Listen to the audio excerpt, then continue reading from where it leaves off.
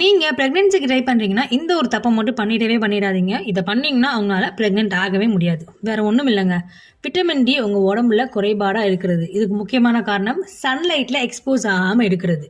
So நம்ம உடம்புக்கு vitamin D தேவைன்னா நம்ம சன்லைட்டில் எக்ஸ்போஸ் ஆகணும். நேச்சுரலாக நமக்கு உடம்புக்கு விட்டமின் டி கிடைக்கும். என்னடா அது ப்ரெக்னென்ட் ஆகிறதுக்கு விட்டமின் டிக்கு என்னடா சம்மந்தம் நீங்கள் கேட்டீங்கன்னா அதுதான் யாருமே சொல்லாத உண்மை. நம்மளோட ரீப்ரடக்டிவ் ஹெல்த்துக்கு விட்டமின் டி ரொம்ப ரொம்ப ரொம்ப முக்கியம். இது டிஃபிஷியன்சியாக இருந்ததுன்னா நம்மளால் ப்ரெக்னென்ட் ஆக முடியாது. ஸோ முடிஞ்ச வரைக்கும் விட்டமின் டி நேச்சுரலாக சன்லேருந்து எடுத்துக்க பாருங்கள். ஒரு நாளைக்கு ஒரு 20லேருந்து அரை மணி நேரம் சன்னில் எக்ஸ்போஸ் ஆகுங்க. முடியாத பட்சத்தில் நீங்கள் டேப்லெட் எடுத்துக்கலாம். இல்லைன்னா விட்டமின் டி இருக்கக்கூடிய உணவுகள் நீங்கள் நிறையா எடுத்துக்கலாம். காய்கறிகள், முட்டை, மீன் இந்த மாதிரி நிறையா இருக்குது. நீங்கள் கூகுளில் பார்த்தீங்கன்னாலே உங்களுக்கு வரும். ஸோ விட்டமின் டி டெஃபிஷியன்சிங்கிறது ரொம்ப முக்கியமான ஒரு விஷயம். உங்களுக்கு டிஃபிஷியன்சி இருக்குது அப்படின்னா உங்களால் கண்டிப்பாக ப்ரெக்னென்ட் ஆகவே முடியாது. ஸோ அதை கரெக்ட் பண்ணிங்கன்னா உங்களால் கண்டிப்பாக ப்ரெக்னென்ட் ஆக முடியும்.